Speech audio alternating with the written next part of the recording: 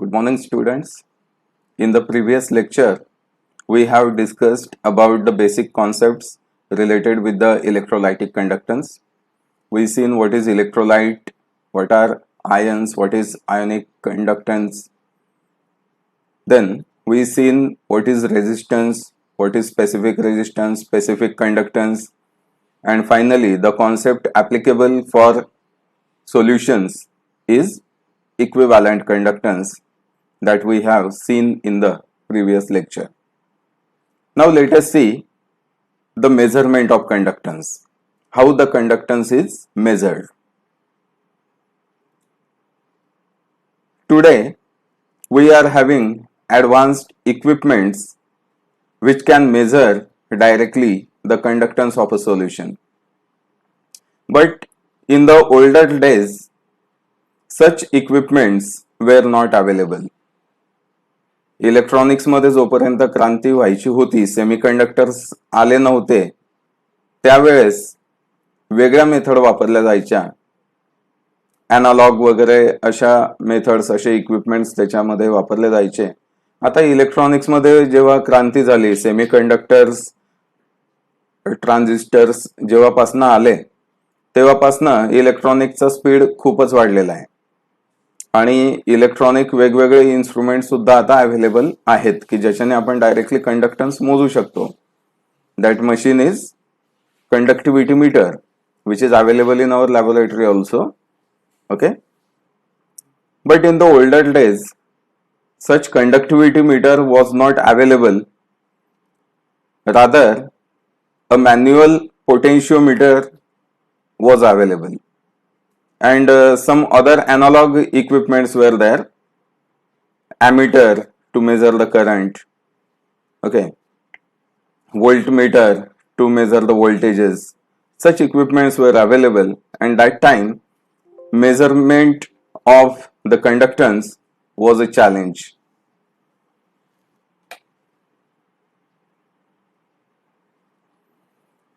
Now let us see what sort of equipment was used and what method was used to measure the conductance.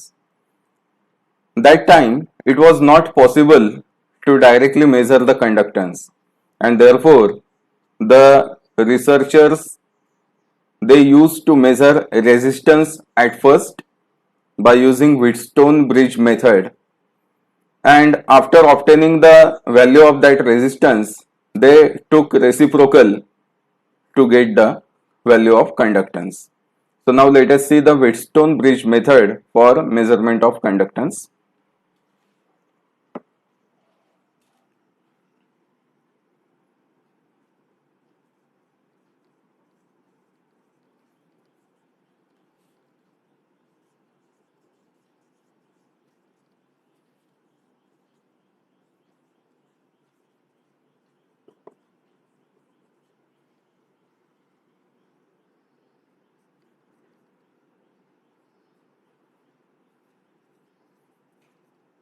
Wheatstone bridge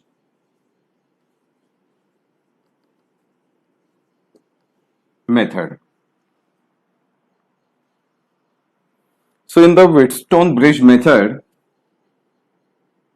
an uniform wire was taken. This uniform wire will have its own resistance, which we can represent in this way. आता wire आहे म्हणजे तिला resistance असेलच. वायरच अशी वाकडी तिकडे घेतली जायची असा याचा अर्थ नाहीये. We are showing this way to indicate the resistance of that wire. Okay, wire actually ह्या टोकापासून शेवटच्या टोकापर्यंत सरळच आहे आणि युनिफॉर्म जाडीची, असं मध्ये जाड मध्ये बारीक अशी नाहीये.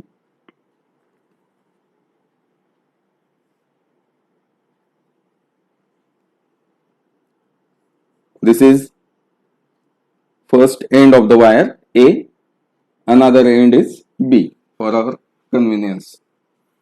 Across this wire, potential difference was applied.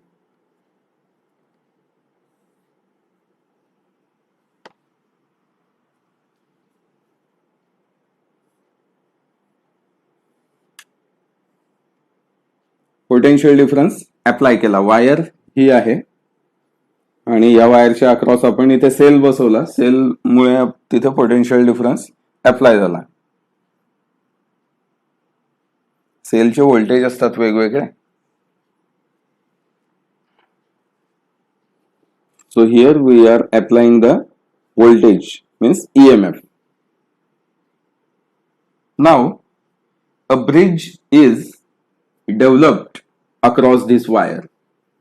आता ह्या वायरच्या अक्रॉस एक ब्रिज डेव्हलप करायचा आहे. That bridge consisted of a resistance of known value. एक आपल्याला माहिती असेल अशा व्हॅल्यूचा रेजिस्टन्स अप्लाय केला गेला. आणि दुसरा जो रेजिस्टन्स आपल्याला काढायचा आहे, ज्या वायरचा, ज्या रेजिस्टन्सची व्हॅल्यू आपल्याला डिटरमाइन करायची आहे, तो रेजिस्टन्स इथे लावला.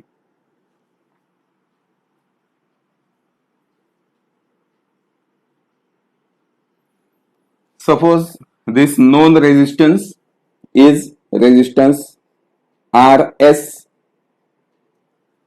S stands for standard resistance. And this is unknown resistance. For unknown we use X. जे माहिती नसतं ते आपण म्हणतो की X मानू. तो X. RX is the unknown resistance and RS is the standard resistance. This is uniform wire AB. Here we have applied the potential difference. And along with this setup, we have taken a galvanometer having a jockey.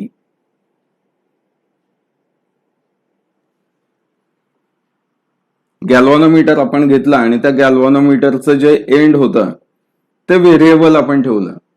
ते end म्हणजे असं jockey means अशी स्टिकच असते, जसा हा pen आहे तशी ती स्टिक असते मेटलची, ज्याच्यामध्ये करंट फ्लो होऊ शकतो. ओके.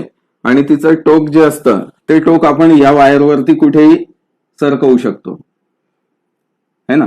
ते टोक इथे सरकत गेलं म्हणजे काय होईल, वायरची वेगवेगळी लेंथ तिथे डिवाइड होऊन जाईल.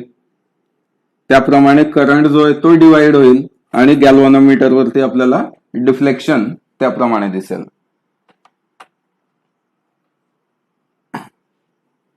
नाउ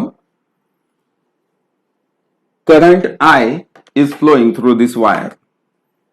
या वायर मधून आता करंट फ्लो व्हायला सुरुवात झाली. आपण ऑन केलं त्याला. Current I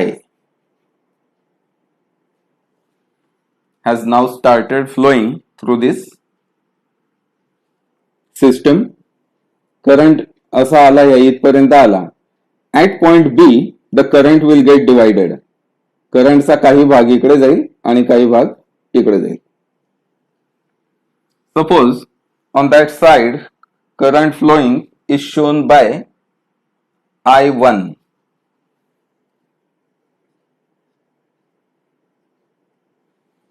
And current flowing through this side is shown by I2.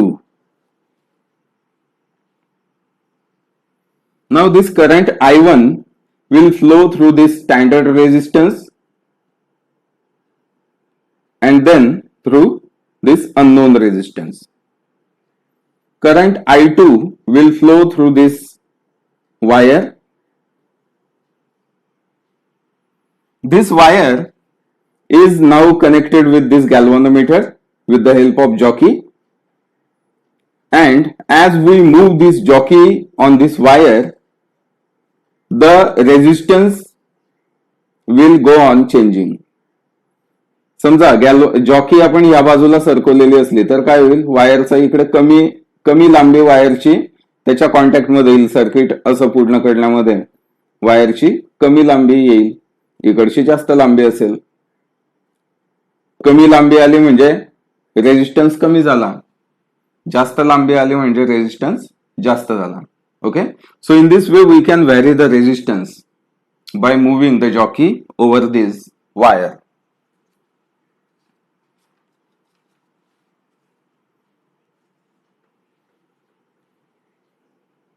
suppose the current the resistance of the wire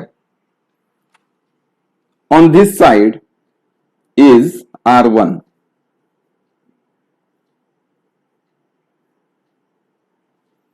and the resistance of wire on this side is R2.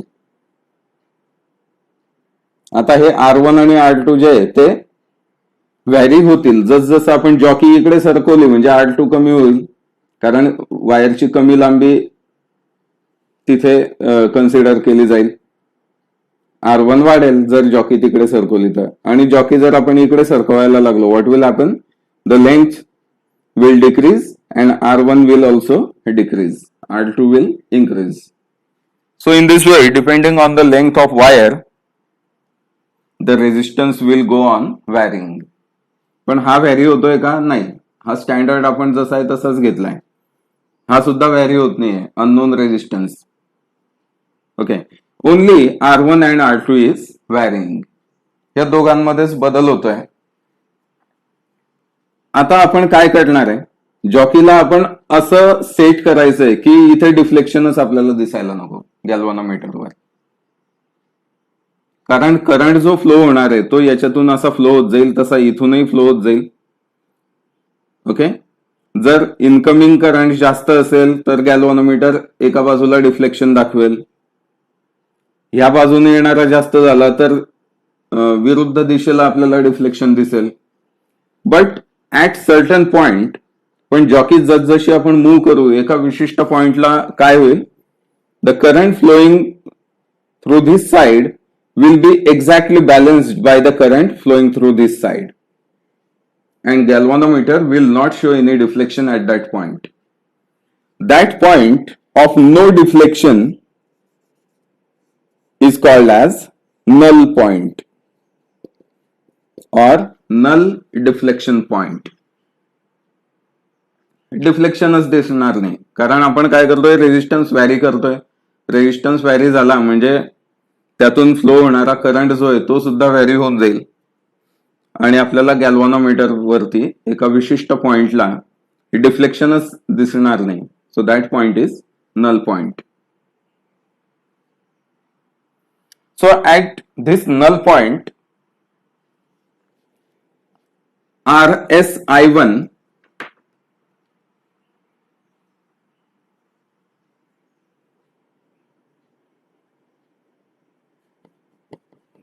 at null point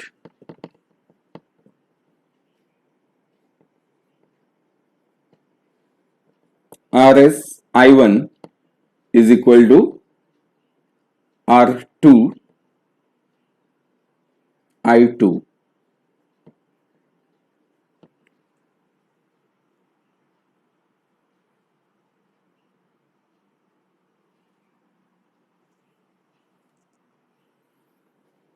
similarly RX I1 कारण हा I1 जो आहे तो इकडूनही flow होतोच आहे RX मधूनही flow होतोय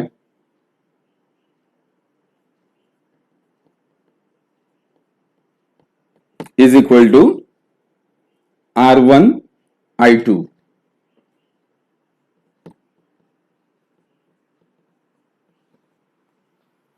So we will get this equation that time. Suppose this is equation number 1 and this is equation number 2. हे इक्वेशन लक्षात घ्या हे महत्वाचं आहे. What has happened at null point? RSI1 standard resistance मधून कोणता करंट फ्लो होतोय I1. RSI1 is equal to R2 I2. Current हा इकडून असा फ्लो होतोय आणि इकडनं इतका फ्लो होतोय. ही जिथे टच असेल त्या पॉइंटचा करंट आपण R2 I2 इतका घेतोय आणि या पॉइंटला गॅल्व्हॅनोमीटर आपण इकडे हे फिक्स केलेलं आहे. या पॉइंटला जो करंट असेल तो आपण RSI1 असा घेतलाय. तेच त्याच्या दुसऱ्या बाजूला काय झालं असेल मग इकडे सुद्धा बॅलन्स झालाच असेल. जर इकडे बॅलन्स आपण केलाय means On this side also we have balanced the current. I1 जो आहे तो इथून फ्लो झाल्यानंतर इकडे पण फ्लो होतोच आहे. We can show it here.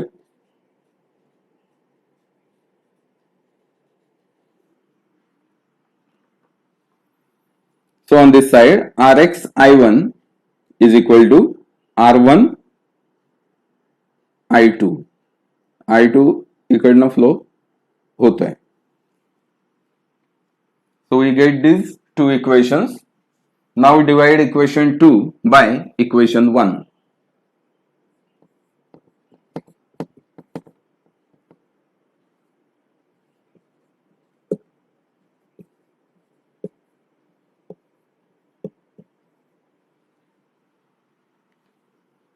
Equation 2 is Rx I1 and we are dividing by equation 1 means Rs I1.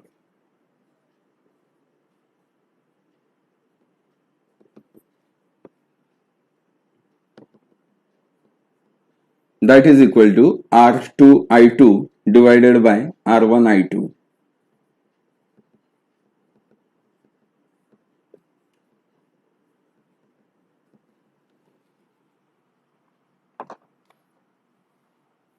So this I1 is common on this side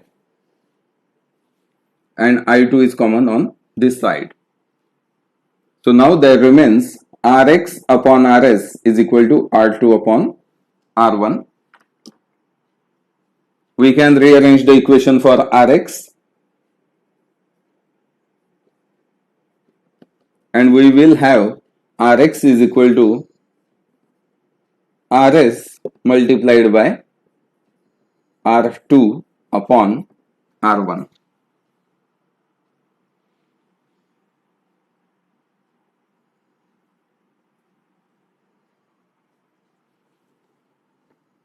अरे नाही इथे R1 I2 होतं ना, R1 I2 आणि हा R2 आपण या इक्वेशनला याच्याने डिवाइड करतोय.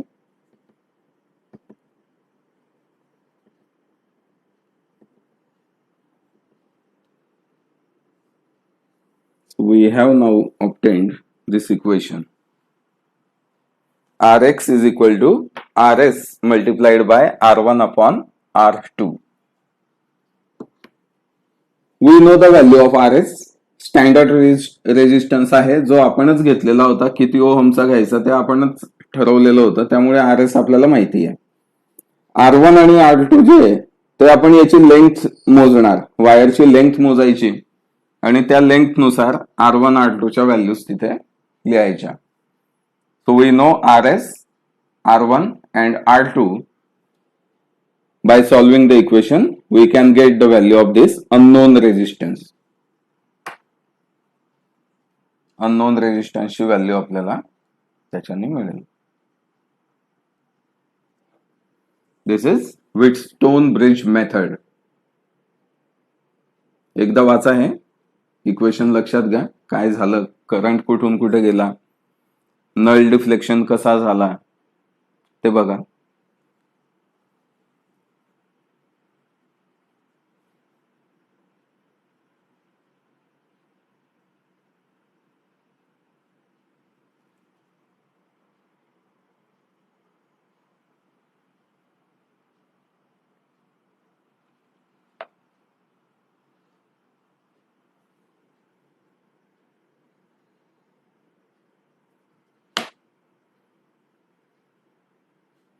This method is having some disadvantages.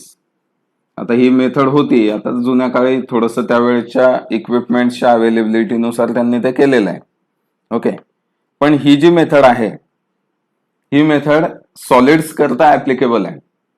कारण अननोन रेजिस्टन्स जो आपण मोजणार आहे तो जर एखादा वायरचा मोजायचा असेल तर वायर इथे जोडायला सोपं आहे, वायर जोडली की झालं. But for solutions this method is not good. कारण सोल्युशनचा जर तुम्हाला कंडक्टन्स काढायचा आहे तर कंडक्टन्स साठी अगोदर तुम्ही ह्या मेथडने रेजिस्टन्स काढाल त्याचा, आणि रेजिस्टन्स काढण्यासाठी काय करावं लागेल, in place of this Rx, you will have to put your solution. Unknown resistance तुम्हाला त्या सोल्युशनचा काढावा लागेल आणि म्हणजेच सोल्युशन मध्ये वायरचे दोन टोकं तुम्हाला बुडवावे लागतील. आता वायर त्या सोल्युशन मध्ये आपण बुडवली म्हणजे काय होणार, there will be flow of current through that solution. आणि जेव्हा करंटच त्या सोल्युशन मधून वाहणार आहे त्यावेळेस त्या सोल्युशनचं इलेक्ट्रोलायसिस होऊ शकतं. करंट फ्लो झाल्यामुळे त्यात काही जास्तीचं लायसिस होईल त्या मॉलिक्युलचं. त्याची सोल्युबिलिटी कमी असेल पण करंट फ्लो केल्यामुळे कदाचित जास्त होऊन जाईल. आयन्सची संख्या वाढून जाईल. काही अनवॉन्टेड आयन्सही तयार होऊ शकतात. ओके. आणि याच्यामुळे तुम्ही जो रेजिस्टन्स मोजाल तो चुकीचा येईल. ऍक्च्युअल रेजिस्टन्स त्या सोल्युशनचा आपल्याला या मेथडने मोजता नाही येणार. So there will be change in the resistance of solution if we use this method for solution. There will be change in the concentration also. Ions ची संख्या कमी जास्त होऊन गेली म्हणजे काय, कॉन्सन्ट्रेशन बदललं. Okay. So because of these problems we cannot use Wheatstone bridge method for solutions. It is applicable for wires or solids, but it is not effective for the solutions. मग solutions करता काय करायचं? So for solutions we can use conductivity cell. Solutions करता जसं मी सांगितलं तुम्हाला की आता डायरेक्टली मशीन्स अवेलेबल आहेत, कंडक्टिव्हिटी मीटर अवेलेबल आहे. So we can use it. पण मग तेही मशीन वापरायचं म्हटलं तर काहीतरी तर बुडवावं लागेल सोल्युशन मध्ये. मग डायरेक्टली वायर जर आपण बुडवल्या ज्यांना व्होल्टेज असेल तर ते चालणार नाही. आपल्याला वेगळं काहीतरी यूज करावं लागेल. And that one is conductivity sale.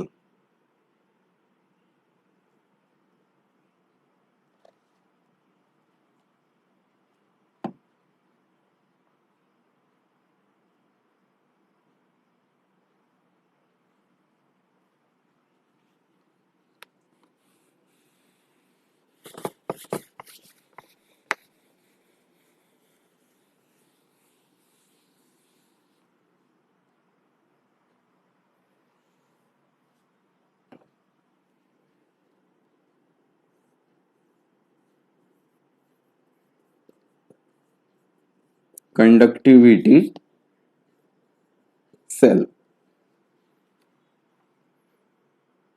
This conductivity cell is having two identical electrodes made up of platinum.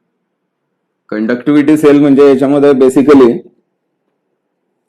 दोन वायर्स असतात प्लॅटिनमच्या.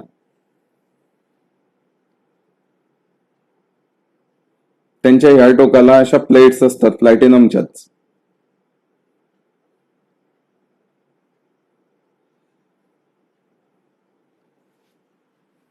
यालाच इलेक्ट्रोड असं म्हटलेलं आहे. जसं आपलं इक्विव्हॅलंट कंडक्टन्सच्या डेफिनेशन मध्ये होतं, the conductance of solution place between two large electrodes 1 centimetre apart. ती कंडिशन इथे यूज केलेली आहे. या ज्या प्लेट्स आहेत यांच्यातलं अंतर 1 सेंटीमीटर इतकं असतं, 1 सेंटीमीटर.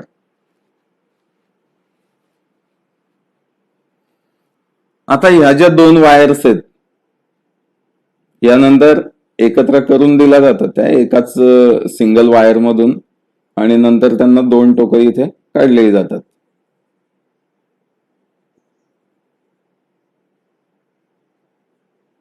आणि हे दोघं टोकं कंडक्टिव्हिटी मीटरला अटॅच केले जातात.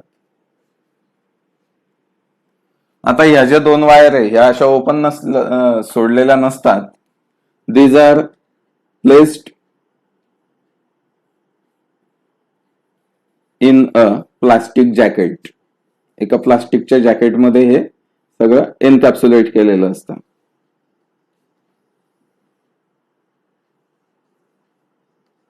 Okay, this end is open.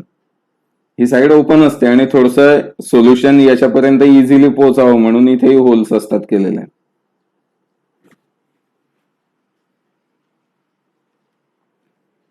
So such conductivity cell is used for measurement of conductance.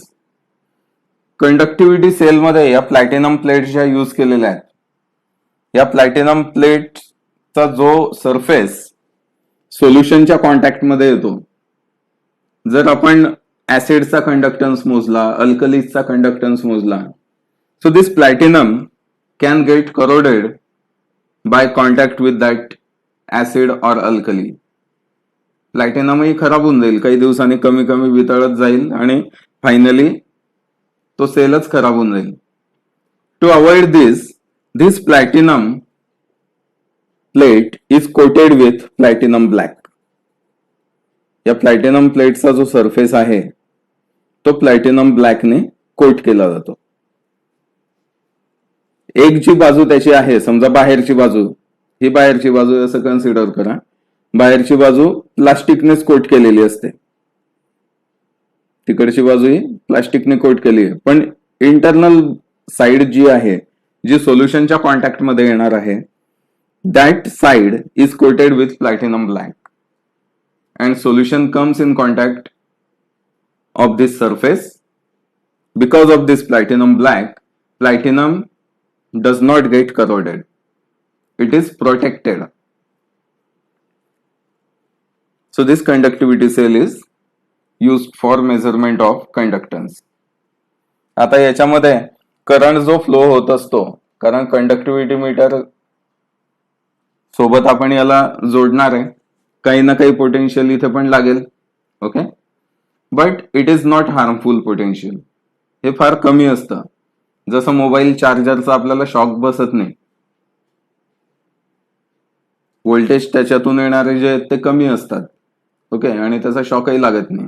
तसाच प्रकारे इथेही होत असतो. कंडक्टिव्हिटी मीटरला जेव्हा आपण हे दोघं एंड्स याचे जोडतो, तेव्हा फार मायनर पोटेन्शियल याच्यामध्ये येत असतो, which does not alter the resistance or conductance of that solution, and therefore this one is best.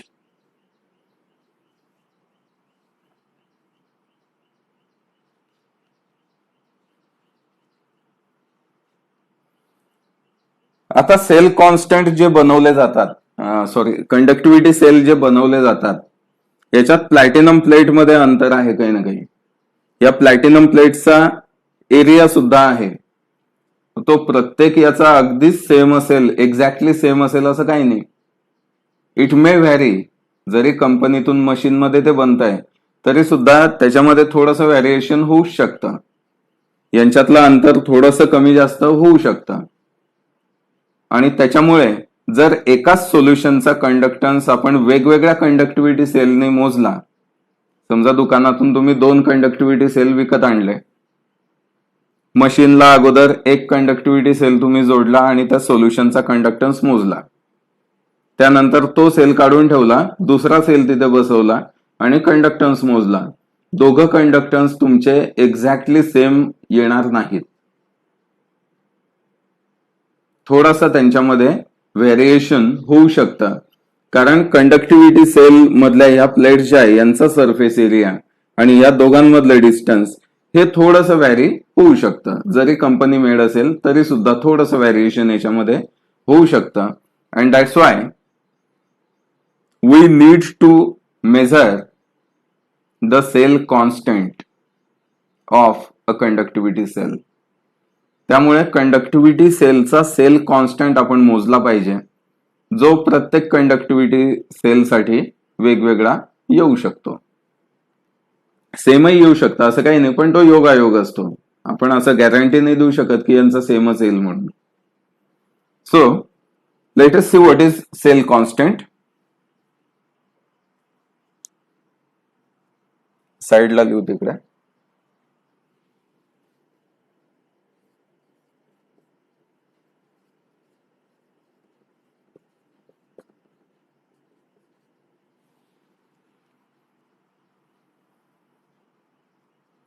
We know the equation for conductance.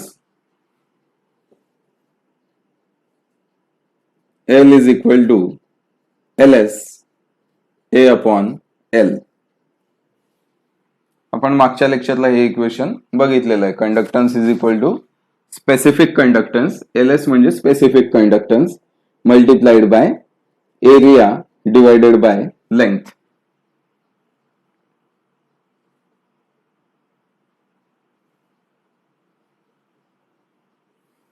We can rearrange the equation for Ls.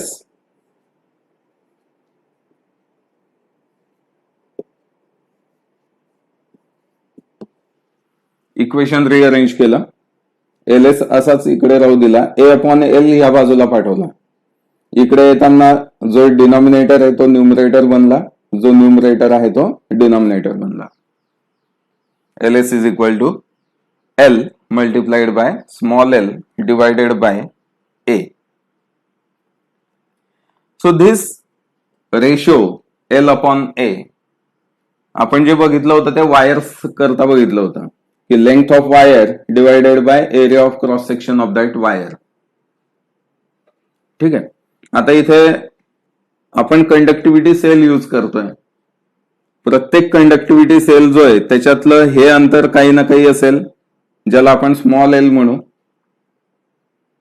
कारण ह्या दोघं प्लेट्सच्या मध्ये solution जे राहील that solution will be the conductor and we are interested in that length. त्याची length म्हणजेच काय, ह्या दोन प्लेट्स मधलं अंतर, which can be represented here by small L. And this A area of cross section means area of this platinum plates. So for a given conductivity cell L and A are constant. Therefore, this ratio L upon A is also a constant. And this constant ratio is called as cell constant, which is denoted by capital K. It is denoted by capital K. So we can now write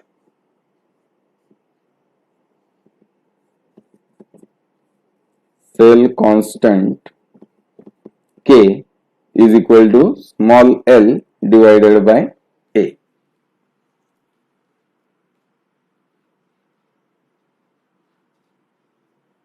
K is equal to L upon A. We can apply the same concept for this equation. This equation can therefore be written as Ls is equal to L multiplied by K है ना. L upon A म्हणजे K घेतलाय आपण. So Ls is equal to L multiplied by K. किंवा इथे आपण हे equation कसं लिहिता येईल आपल्याला अजून, Ls is equal to 1 upon R multiplied by L upon A असंही लिहिता येईल ना. कंडक्टन्स म्हणजेच काय, it is the reciprocal of resistance. So now we can write this equation also as Ls is equal to L upon A म्हणजे काय, K divided by R. So we can have these two types of equations. This is in terms of conductance, this is in terms of resistance. So now we can say that specific conductance is conductance multiplied by cell constant. Conductance multiplied by cell constant. Or we can say specific conductance is equal to cell constant divided by resistance. Here this conductance is the observed conductance, जो आपल्याला machine वरती दिसेल. Specific conductance आपल्याला काढायचं आहे. मग L conductance म्हणून काय व्हॅल्यू घेणार आहे आपण, जी आपल्याला मशीन वरती दिसेल, मशीनच्या डिस्प्लेवरती जे काही दिसेल that will be L.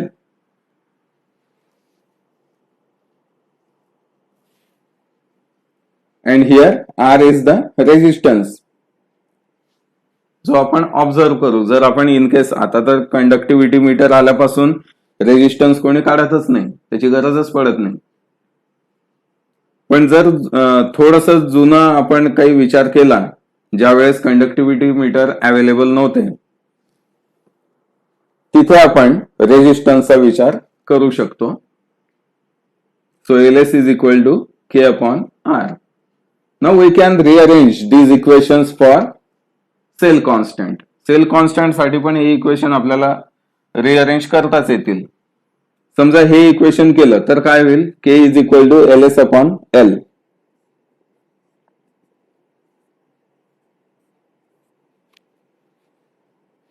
That is cell constant is equal to specific conductance divided by observed conductance.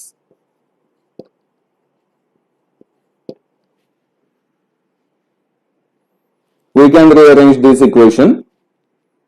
LS is equal to K upon R. याला रिअरेंज करा, R इकडे येईल, LS R या बाजूला येईल. Okay, K is equal to LS multiplied by R.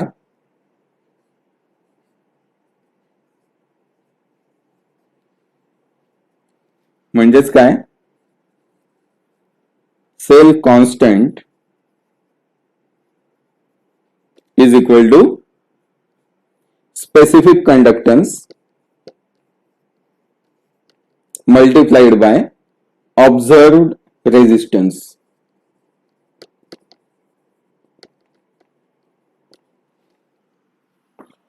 So by using these two equations, any of these two equations, we can find out cell constant of a solution, of a cell. Cell constant of a cell.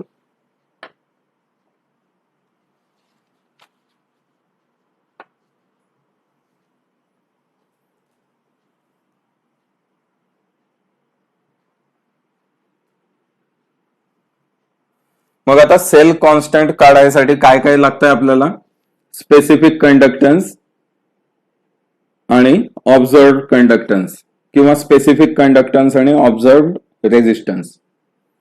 मग ऑब्झर्व्ड conductance किंवा ऑब्झर्व्ड resistance आपल्याला मशीनवरती दिसत आहेत, जे दिसतंय ते आपण लिहितोय. ओके, स्पेसिफिक कंडक्टन्स कुठून आणायचा, हा नेमका कसा लिहायचा.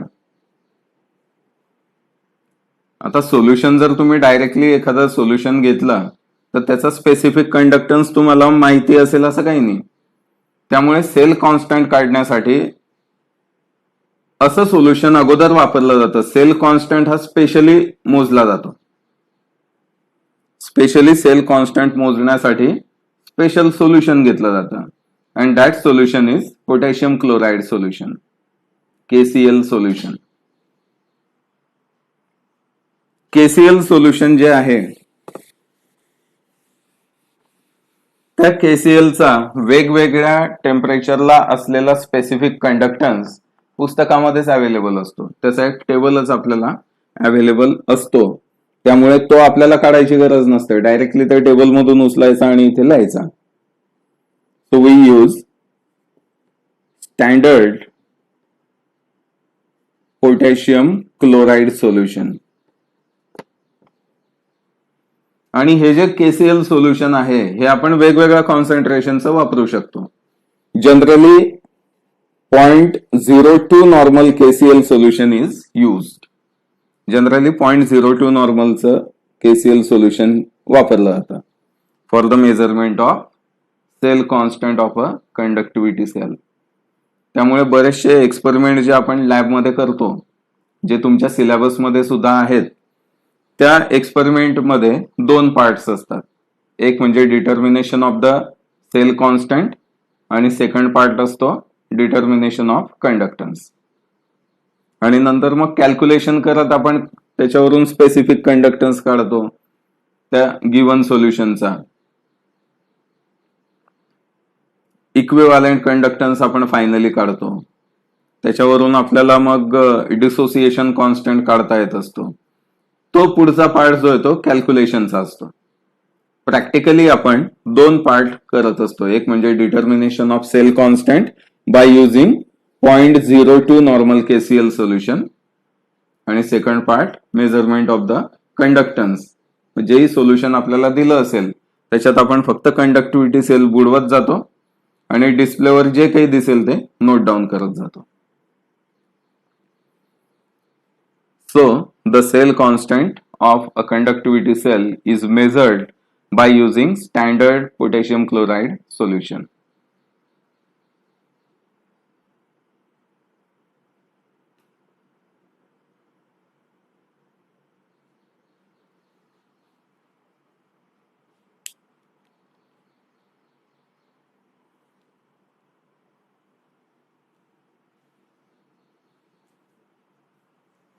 So we shall stop here.